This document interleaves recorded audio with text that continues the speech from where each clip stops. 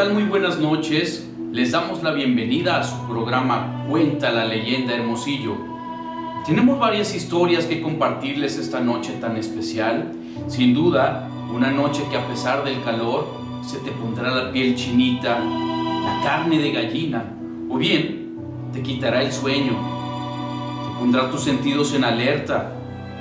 Vamos a hablar acerca de los orbs esta noche y sobre todo las ataduras hacia los objetos, ¿verdad, Nando?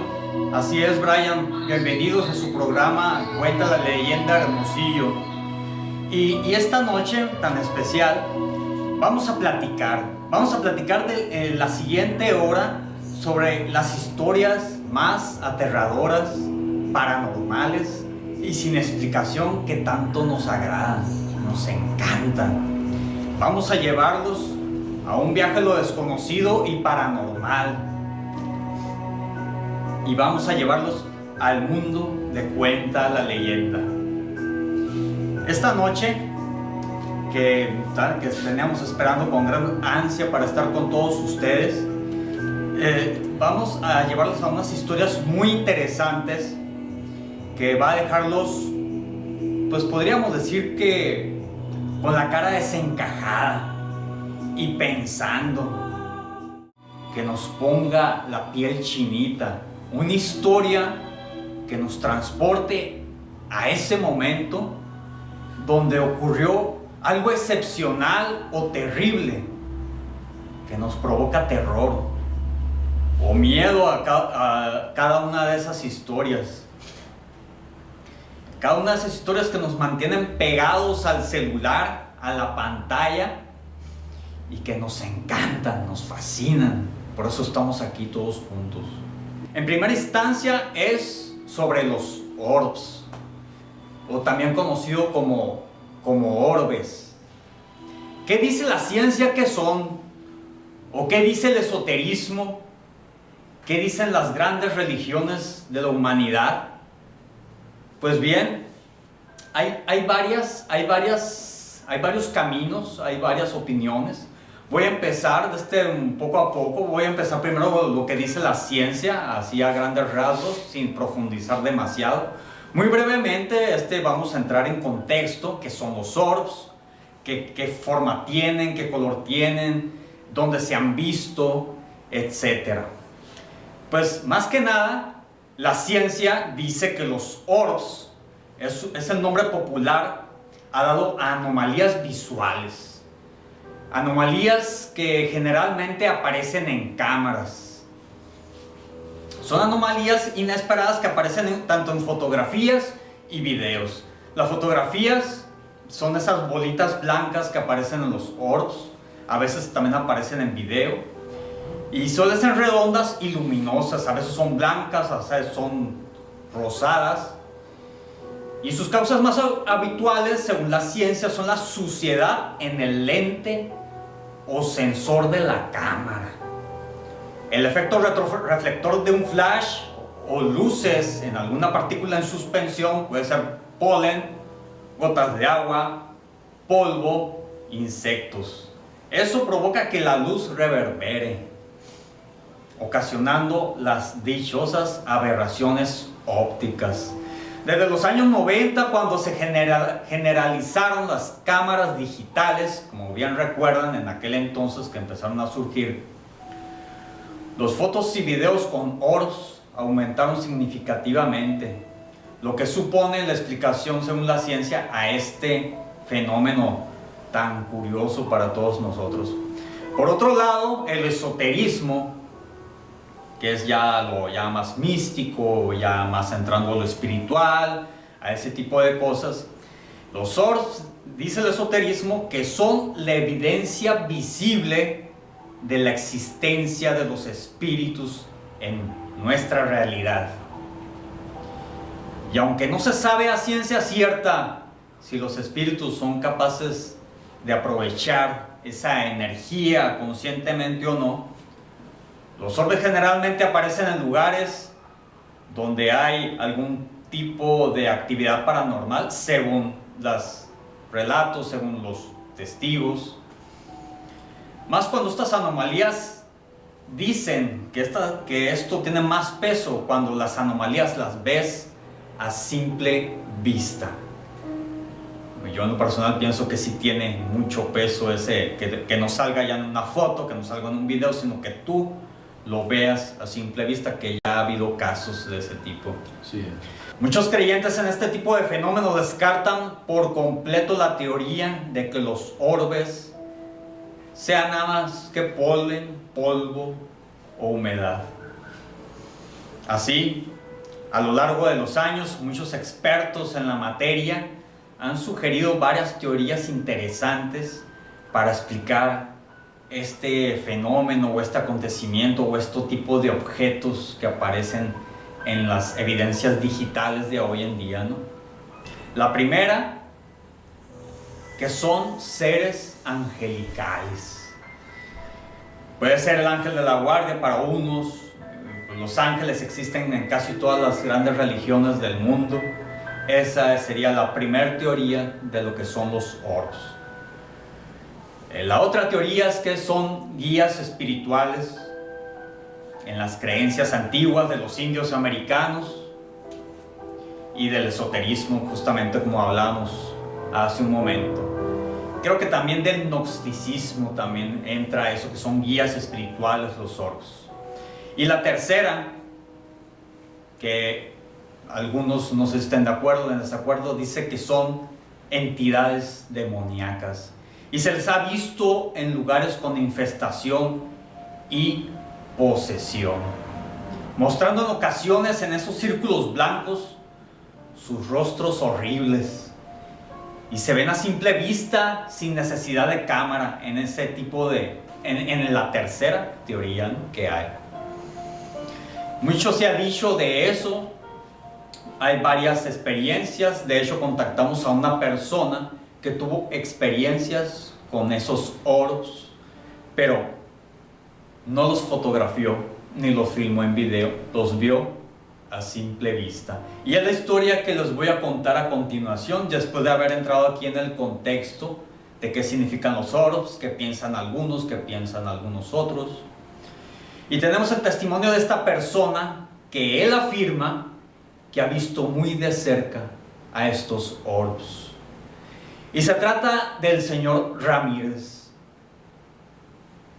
Él nos platica que vive aquí en el estado de Sonora, muy cerca de la frontera con Estados Unidos. No quiso especificar en qué ciudad vivía. Él comenta que él siempre ha tenido una habilidad desde que era muy pequeño. Una habilidad que yo creo que cualquiera de nosotros envidiaría. Y es que su habilidad es tener una memoria fotográfica. Imágenes que él observa y cosas que él ve se le quedan completamente grabadas a sumo detalle. Y él me comentaba que eso lo utilizó para observar este fenómeno. Él se acuerda perfectamente de textos, imágenes que observa. Entonces, esta persona es un caso único, porque recuerda a detalle su encuentro con este fenómeno. Y él platica que una noche su esposa y sus hijos se fueron a otra ciudad de vacaciones y él se quedó a cuidar la casa solo. En la noche, él cuenta que en la noche, después del quehacer rutinario de su casa, se quedó acostado en un sillón. Y él cuenta que cuando él se queda solo, por alguna razón, se queda acostado pero con uno de los focos de su casa encendidos para no quedar en total oscuridad. Algo que él decide hacer. Y no le agrada dormir totalmente a oscuras, así a secas, me dijo el señor. Y cuenta el señor Ramírez que se quedó dormido después de estar un rato acostado. Casi a mitad de la noche, él platica que algo lo despertó. Al abrir sus ojos, frente a él, casi donde están sus pies, ahí acostado, vio que estaba flotando algo. Y yo le pregunto, ¿qué era, señor Ramírez? Cuénteme. Y él dice, pues bueno, me dice, como que no sabía muy bien cómo explicarlo, pero como tenía memoria fotográfica, trató de comparar y explicar a sumo detalle lo que había visto. Y dice que duró pocos segundos. Dice que vio una masa como del tamaño de un gato mediano, así. No tenía forma definida, dice. Estaba suspendido en un solo sitio. Era como una bolsa de plástico negra, sin brillo, moviéndose dentro de sí. Al parecer, dice el señor Ramírez, que esa masa negra moviéndose lo observaba. Dentro de su contorno de esta cosa tenía un movimiento constante, me dice, tipo así como un pulpo, dice, como un humo negro, pero sin elevarse, sin perder su tamaño o su casi contorno, dice. Cuenta el señor Ramírez que pensó que aún estaba soñando. Y él cuenta que su primera reacción, a los pocos segundos de verlo, fue aventarle su almohada, dice, y yo ahí me sonreí, ¿no? Pero él dice que no sabe por qué lo hizo. No tengo un motivo, me dice, o explicación. Siempre que veo algo, dice, que le da mucho miedo, dice que por alguna razón que no puede controlar, se va sobre ello, dice. Ya le pasó otras veces. Es como un reflejo, dice. Entonces él cuenta que al aventarle su almohada, para su sorpresa, esta entidad lo esquivó al instante de ese inofensivo impacto. Moviéndose unos 50 centímetros a un lado, dice, siguió flotando unos segundos más y en cuestión de poco se desvaneció en la oscuridad. Dice que se quedó muy extrañado, se levantó, se acercó al punto donde desapareció, encontrando nada. Solo más preguntas. La impresión que le dio el señor Ramírez de esta cosa es que lo miraba fijamente a pesar de que no tenía ojos. Él cuenta que ese suceso fue extraño, pero muy incómodo. Muy incómodo. No, dice que a pesar de su curiosidad y su inspección de lo que sucedió, no pudo dormir el resto de la noche. Él cuenta que en los días siguientes, aún solo en su casa, una noche que tenía calor, pues quiso dormir en el piso para que le pegara en su cara, en su cuerpo, el aire acondicionado, debido a que hacía un calor muy parecido al que estamos pasando en este momento. Y él cuenta que de nuevo, en mitad de la noche, algo lo volvió a despertar y estaba solo, curiosamente, de nuevo. Y dice que se despertó y como a 1,5 metros de su vista ve una esfera flotando, completamente esférico. Y esta esfera, mejor conocida, que se apega más a la descripción de los oros. Dice que estaba suspendido en el aire y un poco resplandeciente y que era color carmesí. Era, dice, que del tamaño de una pelota de béisbol. Dice que se talló los ojos para estar seguro de que no soñaba y volvió a abrir los ojos y el orb seguía ahí suspendido en el mismo lugar. Dice que se llenó de temor porque parecía estarlo mirando fijamente, observándolo, espiándolo. Y igual parecido al anterior acontecimiento. Repentinamente el orb empezó a moverse y se dirigió hacia el cristal de una ventana y cuenta que ahí se le volvió a desvanecer. Cuenta el señor Ramírez que se sentó porque no podía creer lo que había visto. Él no creía en nada de estas cosas, obviamente. Era una persona totalmente escéptica, de hecho creo que no tiene ninguna creencia religiosa. Y él cuenta que se quedó de nuevo totalmente más que espantado. Y pasaron pocos meses después de esa situación y el tercer orb que le aconteció al señor Ramírez era demasiado extraño. Es más, él dice que ni siquiera está seguro si se le puede llamar así. Era tan extraño ese orbe que no tenía ya forma redonda. Y sucede que estaba realizando un trabajo de mantenimiento él solo en una casa que rentaba. Y que en ese momento esa casa estaba desocupada. Se le hizo muy tarde, él cuenta, y decidió quedarse a dormir ahí.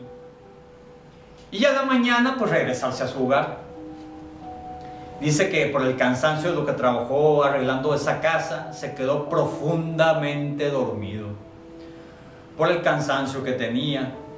Y de nuevo, a mitad de la noche, algo lo volvió a despertar. Y ve con sumo terror, flotando en el aire, algo parecido a una tipo como manguera así flexible, de varios metros de longitud, y estaba flotando así en el aire. Era tan largo, dice, que se amontonaba y daba varias vueltas así en todo el cuarto, en parte del techo. Y en vez dice que en vez de manguera parecía como tipo lombriz flotando con mucha longitud y se movía muy levemente. Y en uno de los extremos, que parecía ser su cabeza, estaba a unos 20 centímetros de mí, dice, mirándome, observándome, dice, fijamente. Y en vez de boca tenía un ojo, dice, negro, dice, totalmente negro. Y ahí estaba mirándome fijamente. Mi reacción nuevamente, a pesar de su terror, fue aventarle con lo que tenía. Pensando quizás, dice, él dice, que por reflejo, pensando quizá de que estaba soñando. Y lo que hizo fue lanzarle las cobijas y las almohadas así, para espantar esa cosa rápidamente. Curiosamente, al aventarlo uno pudiera pensar que estaba soñando, pero curiosamente, al aventarle eso, la entidad o la forma que él vio al aventárselo esquivó el objeto, se hizo hacia un lado así. Fue lo que hizo. Esquivó su lanzamiento y pudo ver el resto de su cuerpo, que abarcaba casi toda la habitación, también se movió. Ahí comprobó que no soñaba. Por reacción involuntaria y lleno de terror, dice que se levantó y trató de atraparlo con sus manos, dice. Pero esa cosa se movía más rápido que él. Y esquivó muy hábilmente sus manotazos, dice, así que le da manotazos y lo esquivaba con mucha velocidad, como si fuera una mosca, pero gigante, dice. Dice que se alejó de él hasta que se perdió en la oscuridad, encendió rápidamente la luz y obviamente ya no había nada. No vio nada, inspeccionó el cuarto, se inspeccionó él mismo, inspeccionó su casa. Él dice que parece una total locura, pero él está seguro de lo que vio. Dice que está muy seguro de lo que vio. Lo vio 3 veces, cada uno en diferente forma. Pero dice que la última experiencia, la última que les acabo de platicar, dice que fue muy desagradable para él. Por ello, cuenta que no ha vuelto a quedarse a dormir en esa casa, para no toparse con esa cosa tan espantosa, dice. Según el testimonio del señor Ramírez, los orbs no le parecen seres bondadosos, no le parecen guías espirituales ni seres angelicales, ya que él cuenta que le producen terror, incomodidad e interrumpen su descanso apacible, lo cual se contradice con la función de los seres angelicales de luz de las grandes religiones de la humanidad. Es probable que sean seres de oscuridad, lo que él me comenta, o bien almas perturbadas. A esa conclusión llegó el señor Ramírez en su relato cuando me lo platicó. Pues sin duda muy interesante, ¿no? Un punto de vista muy válido de su parte, ¿no? Y también muy respetable. ¿Tú te acuerdas, Nando, la vez que estuvimos, incluso nuestros seguidores también se van a acordar, de cuando estuvimos en la casa de Juan Manuel? Precisamente en esa ocasión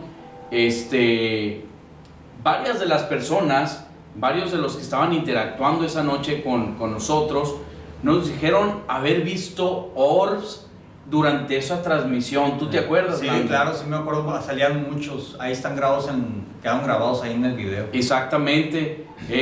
Lalo Vargas, nuestro buen amigo y fiel seguidor de Cuenta la Leyenda, también nos estuvo diciendo constantemente que se estaban viendo cosas, que se estaban viendo orbs, e incluso él logra ver más allá de todo eso y él percibía duendes en esa casa. Pero ya Lalo es un caso aparte, ¿no? Se cocina aparte, claro, como se dice, ¿no? Pues sin duda es un caso totalmente muy interesante, Nando. Nos gustaría que la gente compartiera su opinión acerca de este tema, ¿no? Que también nos compartan alguna historia que quieran contar, ¿no? Algún saludo, algún comentario, alguna observación incluso, Nando, ¿no? Acerca de la historia que acabas de narrar, ¿no? Obviamente estamos atentos a todos los comentarios que hagan las personas que interactúan con nosotros, ¿no? A todas las personas que en este momento nos están siguiendo, Nando, vamos a leer rápidamente quién está interactuando con todos nosotros. A Francisco Álvarez, nuestro buen amigo Frank Álvarez nos está siguiendo en esta noche. Un saludo, Frank. A nuestro buen y compañero Constantino Lazos, que sin duda está aquí presente con nosotros, está tras bambalinas, ahora sí que como parte del equipo también. A Regina Franco, hola, buenas noches, saludos desde Nogales. Saludos, Regina, muchísimas gracias por acompañarnos en esta noche. A nuestro compañero Alberto Castro, que nos está viendo también durante esta transmisión, buenas noches, nos dice nuestro buen amigo Alberto, buenas noches. A Ray Cubes, Ray nos manda un saludo también, saludos Ray. A Yaret Castillo nos desea una muy buenas noches Yaret, muchísimas gracias por estar aquí presente con nosotros. Nuestro buen amigo Constantino está compartiendo el teléfono al cual ustedes se pueden comunicar. Por favor, comuníquense y cuéntenos una historia, que es al 6623 3975 23. Se los confirmamos nuevamente, es el 6623 3975 23. Llámanos o mándanos un WhatsApp incluso, ¿no? Se comunica también el buen Tony Tapia, nuestro amigo, que hasta el momento lo estamos esperando. Tony, un saludo, mi hermano, te estamos esperando. Saludos a Frank León, a AGCCY, no sé, la Ceci es mi esposa. Excelente. Ponía unos ojitos ahí como de miedo. Francisco Lazos, saludos. Rosa María Grijalva Mesa, buenas noches, saludos a todos. Francisco Lazos, a toda la banda de Cuenta la Leyenda. Francisco nos manda saludos. Nuestro buen amigo y fiel seguidor Lalo Vargas, hermano, un abrazo. Rosa María Grijalva, saludos de Tijuana, amigos. A Crix Peraza también, buenas noches a todos. Bueno, nuevamente les damos la bienvenida, les invitamos a que compartan esta transmisión con todos sus contactos de las redes sociales. Y pues vamos a continuar, Nando, con otra historia de esas espeluznantes que a la gente le pone la piel chinita, ¿no? Ok. Bueno, yo recuerdo cuando estaba muy chico, ya tenemos bastante tiempo, referente a un familiar, que por ejemplo, él es vive por ahí cerca de un pueblo de la carretera Hermosillo. No voy a regalar, pues ahí hizo su nombre, ¿no? Para su entidad.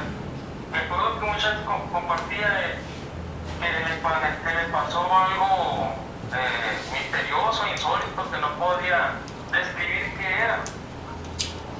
Me di cuenta que él me platicaba que siempre llegaba, pues algo que era acostumbrado entre semanas, que siempre él llegaba de la escuela, iba a su cuarto y dejaba su mochila y se devolvía al comedor.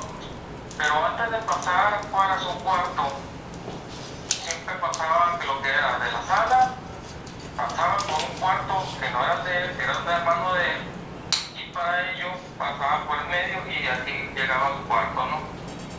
Entonces en el cuarto que está en medio, lo que es de la sala a su recámara, había una cama, y en esa cama siempre llegaba mi tío del trabajo como a la 1 de la tarde y siempre se acostaba.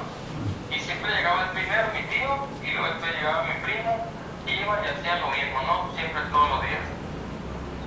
Y en eso cuenta que un día él llegaba de la escuela, cansado todo, cargaba su mochila, pasaba a la sala, entre el medio del cuarto ese, y cuando pasaba entre el medio del cuarto, se dio cuenta que estaba acostado mi tío, y él estaba acostado boca arriba. Cuando estaba acostado boca arriba, se dio cuenta que había como así como una especie, así como si fuera una nubecita, me dijo, como una especie de nubecita gris. Y en ello no le prestó atención y se fue. O sea, lo malo es como que a simple vista lo observó y no le prestó mucha atención. Simplemente lo observó y se fue, dejó la mochila y se devolvió sin percatarse otra vez si estaba todavía sujeto encima del tío. Ya. Y se fue a la cocina y fue a comer, ¿no? Cosa que no le prestó mucha atención. Ya dentro de varios días me platica igual que sucedió algo parecido igual. Mi tío estaba acostado, iba llegando, mi tía, porque, ¿sabes qué? Me dijo, llega tu mochila y vete a comer. Bueno, va. Entra el cuarto otra vez ahí, observa a mi tío, y eso cuando observa a mi tío, vuelve a ver esa nubecita ahí arriba de él, así como encima del estómago. Y como que ahí sí le presta un poco más de atención, pero no se acerca. Y entonces ya como que le respondes como temor, pero como de extrañez y continúa, llega a su cuarto y deja su mochila. Pero ahora sí, cuando sale del cuarto, de su cuarto al cuarto donde está acostado mi tío, le presta más atención a esa nubecita. Y se queda así viéndola, pero a la misma vez observa a mi tío dormido y se ríe. Y como que se va a comer normalmente. Y en esa misma tarde de ese día, le platica mi primo a mi tío, como comentándole así, oye, ¿sabes qué, papá? Está muy mal, le dice, y estés fumando, le dice, dormido, porque te puedes ahogar. Cara. Y entonces mi tío se queda extrañado. Y él le dice, no, yo para nada estaba fumando, no nada. Y él le dice, claro, le dice, yo observo, y hay 2 días que observo eso, que tú estás dormido y que observo que es una nubecita gris, como si estuvieras fumando, como que en el momento de estirar, pues soplas el aire y dejas ese humo. Entonces ya se quedó así como que extrañaba más mi primo, que al decir que mi tío no estaba fumando, pues no le da explicación, de lógica de por qué se producía, por qué estaba esa nubecita. Entonces, ya más adentrarse en ello, ya como que al prestar más atención a esas circunstancias, pues no vuelve a suceder, no vuelve a salir, pero sí con esa incertidumbre de poder saber o de querer saber mejor, descubrir el misterio acerca de ello. Y sí, como comentaban, o sea, más de una explicación lógica, científica, que pueda algo definirlo como tal, de lo que si es algo bueno, algo malo, algo que pueda perjudicar, algo que pueda beneficiar, pues no lo tiene, ¿no?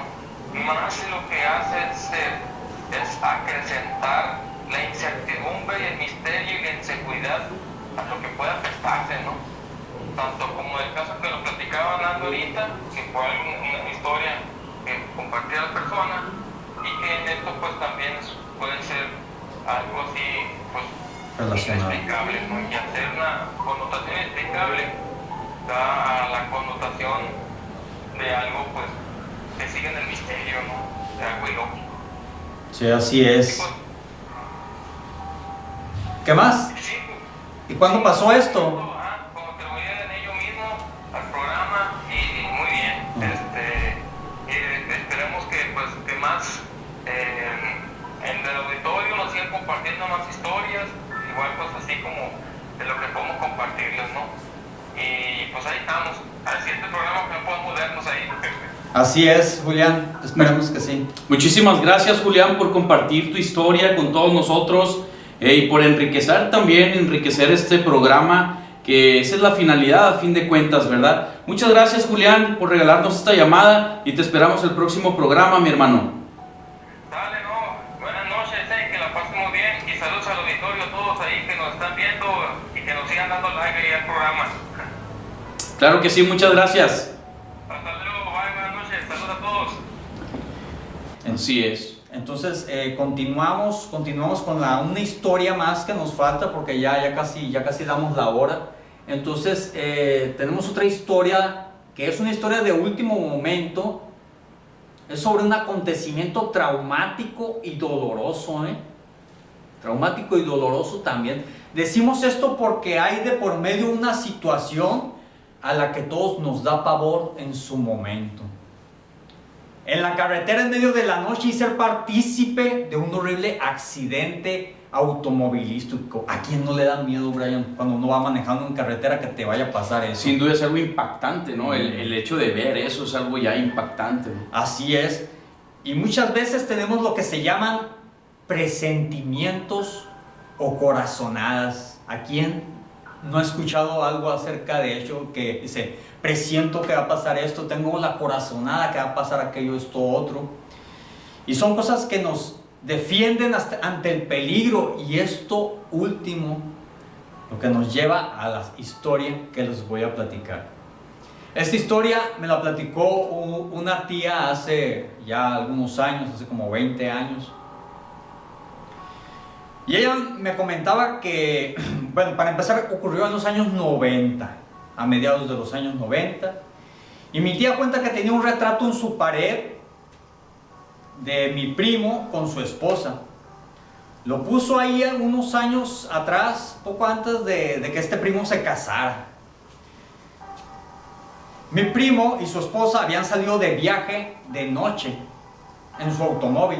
Se dirigían de Hermosillo a Nogales. En cierto punto de la carretera, la verdad es que nunca supimos cuál punto, creo que fue antes de llegar a Santa Ana, tuvieron un terrible accidente contra un autobús de pasajeros tipo Tufesa. Ellos cuentan que todo fue confusión en aquel momento. Su automóvil quedó en la orilla de la carretera, volteado, y mi primo, con mucho dolor y desorientado, se salió arrastrándose con mucha dificultad del automóvil destrozado. Dice que no podía ni mirar bien porque él dice que tenía hasta sangre así corriéndole por casi encima de los ojos, entonces no podía mirar bien. Y aparte traía golpes en su cabeza y era parte de su desorientación. Al levantar la mirada, alcanzó a ver a su esposa herida también, pero su esposa estaba de pie. Y lo raro aquí es que ella se fue corriendo hacia el monte, hacia la oscuridad. Dice que se fue corriendo. Y él se desconcertó y se le perdió de vista a mi primo. Dice que se le perdió en la oscuridad. Y él, muy preocupado, le gritaba a la gente que le fue a auxiliarlo que fueran por su esposa porque se fue corriendo hacia allá, y gritaba una y otra vez, pensando que quizá por los golpes en la cabeza de ella estaba muy desorientada, y en vez de correr a pedir ayuda a la carretera, corrió hacia el monte, hacia lo despoblado. Y pues ya había varias personas que estaban auxiliándolos, y se escuchaba ya que se acercaba una ambulancia. Mi primo seguía gritándole a su esposa que volviera. Y cuando llegaron las personas a sacarlo de ahí de donde estaba y subirlo a la ambulancia, él renegaba, rezongaba y decía que a él lo dejaran, que fueran a buscar a su esposa que se había ido hacia el monte. Él decía que estaba desorientada y que había corrido hacia la oscuridad del desierto, que era muy peligroso porque estaba totalmente oscuro, no había ni siquiera luna llena, él cuenta. Y ahí es cuando entra la corazonada. La mamá de mi primo esa noche, repentinamente, cuenta que escuchó un fuerte ruido en su casa. Al revisar lo que estaba pasando, se percató que el retrato tenía colgado ahí donde estaba su nuera y su hijo fotografiados. Se percató que el retrato se había caído de la pared y yacía en el suelo con el vidrio roto en pedazos, y ella se preocupó mucho y sintió muy feo, una sensación muy fea, dice aquí en el pecho, en su corazón, una sensación muy fea de verlo roto y tirado en el suelo. Y dice, no, pues ojalá que estén bien, dijo, porque ella sabía que habían salido a carretera de viaje. Mi tía cuenta que en ese preciso momento sonó su teléfono y ella dio un salto, fue a contestar, y una persona de las que están auxiliando a mi primo en la carretera le había llamado y le notificó que su hijo está en la ambulancia, pero que su nuera lamentablemente falleció. Y eso no lo sabía mi primo todavía, no se lo habían comunicado. Y a mi primo ya lo estaban subiendo a la camilla y él seguía renegando porque él quería que fueran a ayudarle a su esposa. Y les rogaba, les imploraba que fueran a buscar a su esposa en el monte. Las personas que le auxiliaban no le hacían caso y mi primo se enojaba todavía más y decía, ¿por qué no me hacen caso de eso? Muy enojado.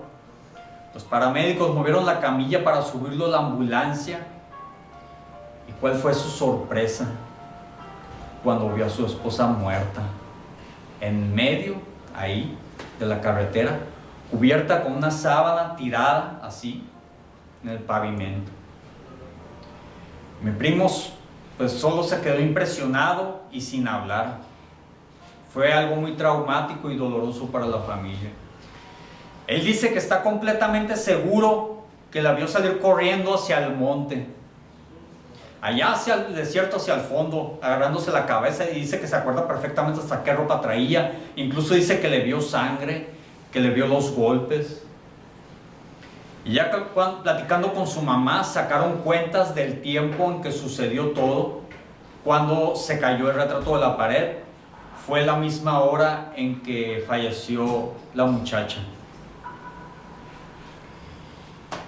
Pues la historia sobrevivió a pesar de los años, y así pues llegó hasta mí, y pues ahora se las comparto a todos ustedes, amigos y seguidores. Nando, mira, Johnny Dark Meneses se está comunicando con nosotros y dice que me pueden marcar, por favor. Quería contarles el fin de mi historia de Tlaxcala. Amigos, me falta ir otra vez, pero ya tengo algunas conclusiones. Puedo mandar mi audio o que me marquen, amigos. Wow, imagínate. Wow. Pues no sé, claro, o sea, le podemos marcar, ¿no? Sin duda, este programa no nos podemos extender un poco y no pasa absolutamente nada. Así es. Nos ponemos en contacto contigo, Johnny Dark Meneses, por favor, compártenos nada más tu teléfono para podernos comunicar contigo. Gustavo Salazar también nos manda saludos, felicidades y el éxito obtenido, dice muchas gracias. Gustavo Salazar Contreras Susana nos manda un saludo también, un saludo hasta Cananea, Sonora, a toda mi familia también, muchísimas gracias por estar al pendiente. Cris Peraza, qué historia tan impresionante, nos dice Nando también, muchísimas gracias a Cris Peraza. Pues muchachos, ¿cómo nos contactamos con Johnny Dark Meneses? Buenas noches, chicos, ¿cómo están? Aquí de nuevo Johnny Dark reportándose. Saludos a todos los chicos de allá de la leyenda, Cuenta la Leyenda Hermosillo. Especial saludos para mi amiga Jess Ramírez, que creo que hoy no va a poder estar, pero bueno, igual le mando muchos saludos.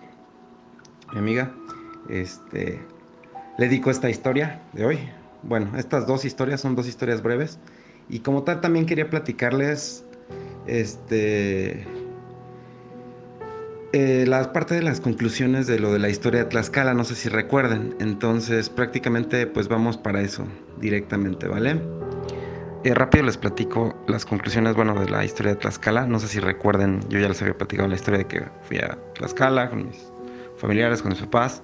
Entonces, pues me quedé en una habitación sola y estaban mis sobrinas ahí. En la noche, cuando me desperté, me sentí que se acostaron ahí alguien al lado de mí.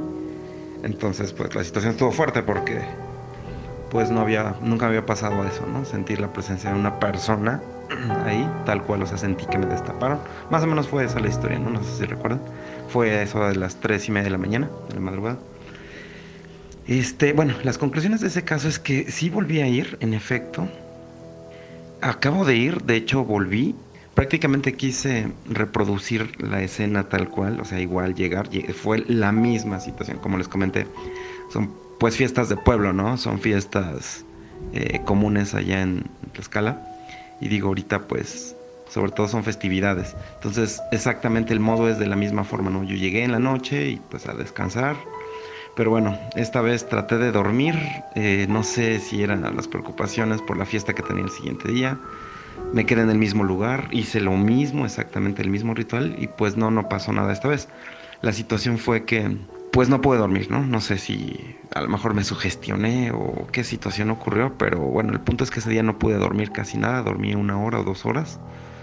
Tenía varias horas para dormir, como espacio, como 7 horas, pero no sé, simplemente no pude, estaba muy cansado. De por sí, luego llegué de una rutina un poquito fuerte del gimnasio. Entonces, ese día precisamente, en la mañana, entonces ese día en la noche yo esperaba llegar todo cansado para dormir así como la vez pasada. No pude conciliar el sueño. Estuve pensando muchas cosas, no sé. La situación fue que a los 2 días, ya cuando yo ya me regresaba para acá, para Ciudad de México, le comenté a uno de mis tíos la situación.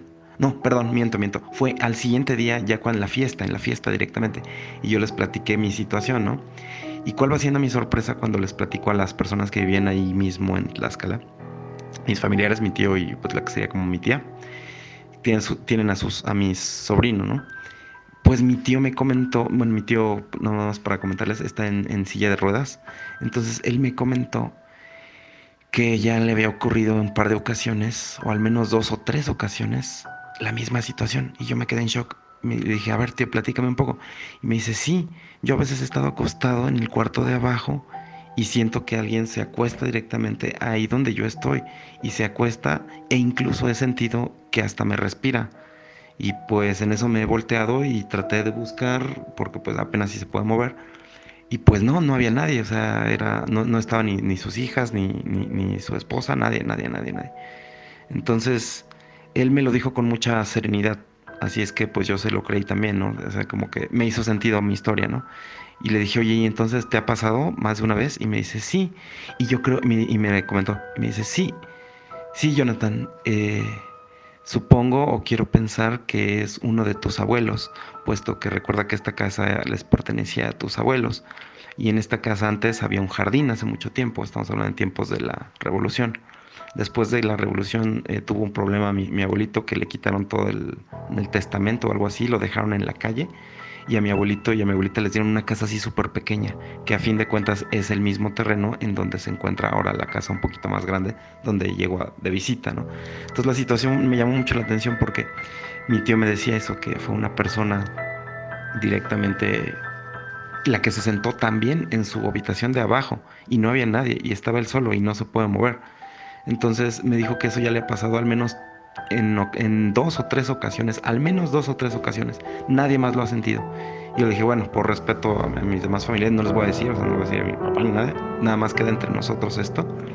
Y me dice, sí, no te preocupes. Y le digo, no, pues yo se los cuento porque pues no quiero asustarlos. Y digo, a ustedes se los cuento porque pues ustedes viven ahí, ¿no? Directamente. Entonces la situación fue un poco choqueante para mí y me quedé pensando, pues pudiera ser porque mi abuelita siempre vivió ahí. Mi abuelita era muy allegada a mis tíos, a mi papá, a mis tíos. Tuvo alrededor de 9, 11 hijos, algo así. Una se le murió. Entonces siempre ha sido una persona muy cercana.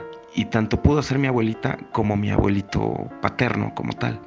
Así es que, pues esas son las conclusiones, ¿no? Mis abuelitos siguen visitando, parece ser que a mis tíos.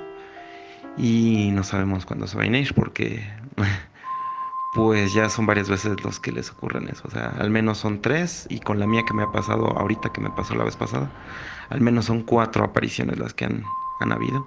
Y de diferentes personas. Entonces, en efecto, pues eso confirma mi teoría de que, pues sí hay algunas cosas ahí medio macabras en casa de mi abuelita en Tlaxcala, en Santana. Esa es la primera historia, tal cual. Esto me ocurrió en Tlaxcala, recuérdenlo. Ahora bien, quiero platicarles rápido otra historia. De hecho, son un par de historias.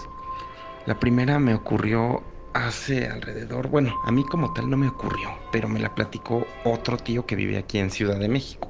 Entonces la situación fue la siguiente. Me lo platicó en una cena de Navidad, algo así, cuando pues todo el mundo ya estaba bien cansado, ya habíamos terminado de comer o de cenar, algo así. Entonces pues, las referencias ya estaban muy, muy tranquilas todos, ¿no? Muy, muy relajados. Y la situación fue que pues yo me fui a jugar videojuegos con mis sobrinos pequeños. Terminando de hacer eso, pues, se me ocurrió regresar un ratito por... Fue aquí en Ciudad de México esto, por la colonia Venustiano Carranza. Por la delegación, perdón.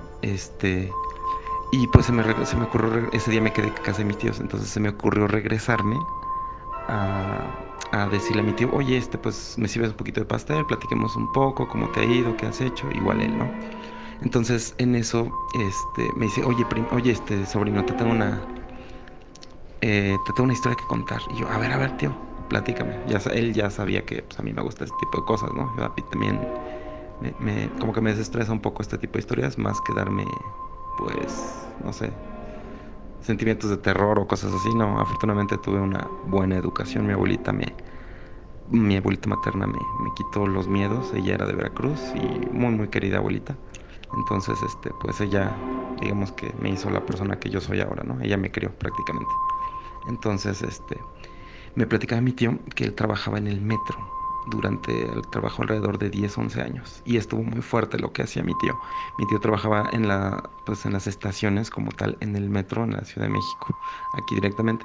Entonces, hubo un momento que estaba como, no sé, no era como tal chofer, pero sí se encargaba de llevar el orden en ciertas estaciones.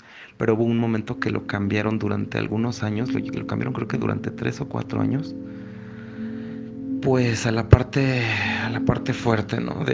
Híjole, a mí me cuesta un poco de trabajo decirlo, pero lo cambiaron a la sección del metro que se dedica a levantar los cadáveres y hacer la recopilación de información recopilación de los cadáveres, recopilación de los cuerpos cuando las personas se suicidan, ¿no?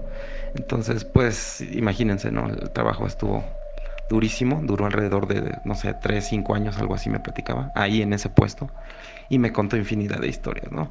Pero digo, historias tristes, personas que se aventaban, mujeres con hijos, la mamá con el hijo, y en una de ellas, que se murió la mamá y el hijo quedó vivo, el bebé quedó arrollado la mamá por completo, y el hijo quedó vivo, el bebito. Luego accidentes, es muy común los accidentes que ocurren, que personas que empujan de repente ahí en el convoy y ¡pum! Y se mueren, ¿no? Las aplastan, ya no los alcanzan a frenar. Pero hubo una en particular que me llamó mucho la atención. Hubo una que estuvo demasiado fuerte y se las voy a contar precisamente porque sé la calidad de persona que es mi tío.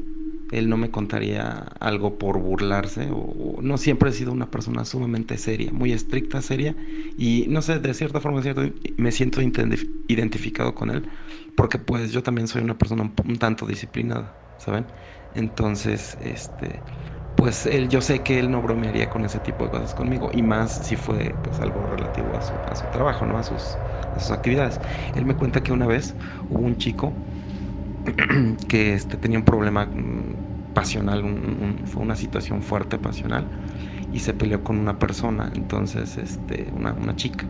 Entonces pues parece que la chica y el chico estaban riñendo, estaban discutiendo, y en eso llegó, digamos que él ya era el exnovio, y en eso llegó el novio y empezaron a forcejear entre los dos chavos, entre el novio y el exnovio. Y pues en ese forcejeo la chica ya se había alejado, y en ese forcejeo el exnovio aventó al novio actual. Al momento de aventarlo, lo avienta a las vías. Y pues, ¿cuál fue la sorpresa? Que en ese momento el tren pasó. Entonces, pues todo el mundo se quedó en shock. Vio la pelea, me comenta mi tío que vio la pelea, él no la vio, ¿no? Lo llegó como 5 minutos después de que había ocurrido. Pero él me comenta que la situación fue que cuando la novia quedó tirada ahí en el piso medio inconsciente porque le dio un golpe a uno de los chicos, y el exnovio empujó al novio actual, el novio fue arrollado por completo.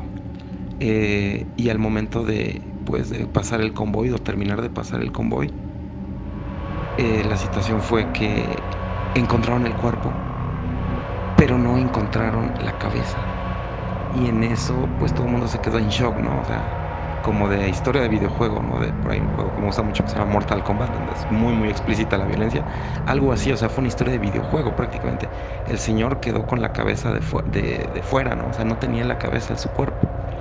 ¿Y cuál va siendo la sorpresa? Que a un costado de donde estaba la vía, la cabeza ahí estaba. Entonces se acercaron las personas inmediatamente que acababa de ocurrir. O sea, tenía, no sé, segundos. Tenía alrededor de 7 segundos, no sé, 15 segundos, 16 segundos de que acababa de ocurrir esto. Y la situación fue tan fuerte que todas las personas se horrorizaron, ¿no? Se fueron, gritaron, salieron, pero hubo tres policías y obviamente el exnovio, los que se quedaron ahí. Y pues ya habían agarrado al chavo, ¿no? Entonces los policías lo tenían agarrado al responsable, ¿no? De este suceso. Entonces, justamente cuando voltearon y ya no vieron o sea, vieron el cuerpo, pero sin la cabeza, pues a mí mi tío me dijo algo increíble y yo no lo podía creer y no lo puedo creer hasta este mismo día que se los estoy contando. Me dijo que cuando le cortaron la cabeza y la cabeza salió volando y bueno, quedó escondida, digamos, entre las vías, ellos se acercaron y vieron la cabeza y agarraron la cabeza le empezaron a ir a agarrar y en eso me dice mi tío que la cabeza de alguna forma movió los ojos hacia donde estaba el exnovio, ¿no? Entonces digamos que pues quedó como la conciencia de la cabeza, ¿no? De lo que había pasado. Movió los ojos hacia la persona, en este caso al responsable, al exnovio, que lo empujó y lo tiró y lo mató. Y después de que movió los ojos, la cabeza dijo, fue él. No, pues yo no lo podía creer, ¿no? O sea, me quedé en shock, la verdad. Honestamente fue algo demasiado fuerte. En ese momento, pues no sé, se me quitó hasta el hambre. Yo estaba muy, muy consternado. Mi tío nunca lo había platicado. Mis primo y yo nos quedamos helados, fritos, así.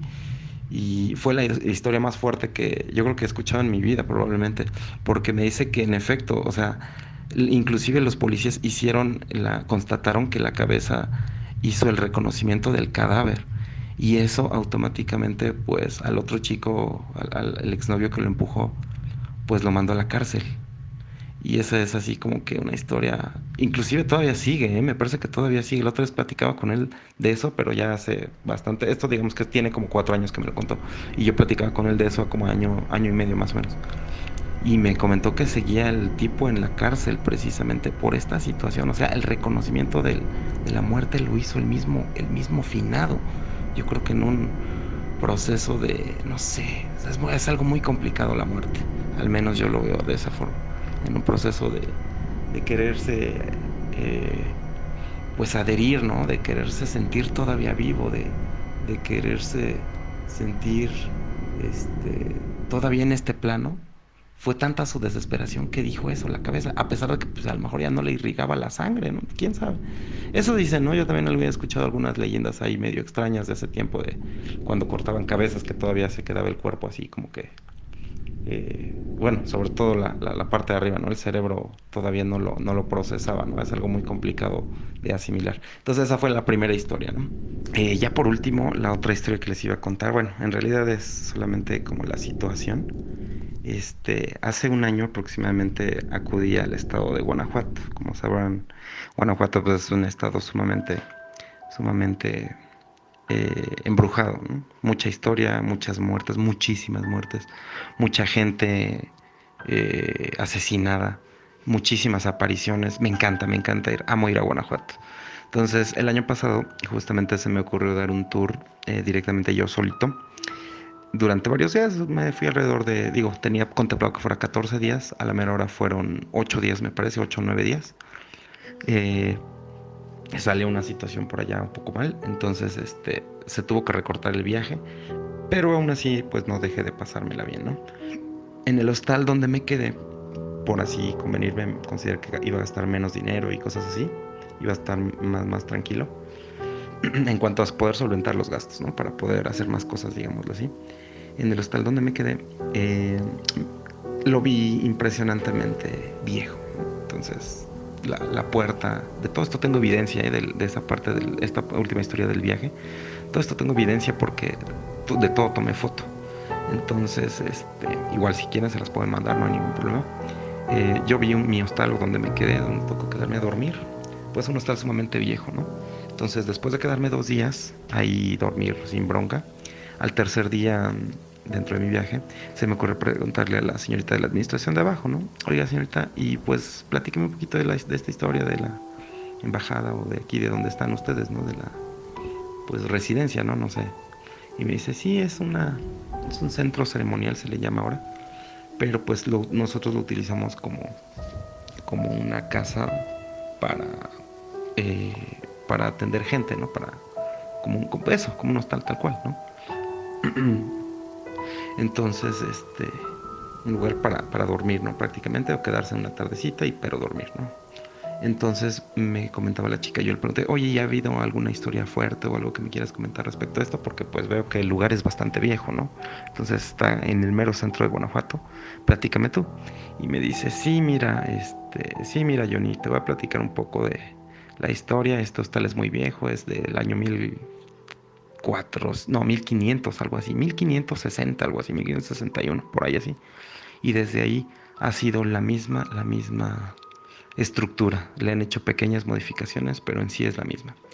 Ella me contaba que en ese momento había una duquesa allá no sé si era una duquesa o una persona de alta alcurnia, ¿no? Allá en Guanajuato. Entonces, esta persona era muy, muy famosa en ese tiempo. Y pues quedó como historia remarcada que pues esta duquesa tenía una hija, pero desafortunadamente la descuidó, o no sé qué rango tenía ahí entre la sociedad, pero se compró esa mansión, ¿no? Ese lugar en donde me quedé. Y era de muchos pisos, digamos, es una casa hacia arriba con varias plantas, alrededor de 6 plantas más o menos. Es algo complicado, es complejo, hay mucha escalera, uno tiene que irse de un lado al otro y a veces en la noche da un poco de miedo, de hecho, voltear a un lado, voltear al otro. Y yo le preguntaba, de hecho, pues, si había ocurrido algo, ¿no?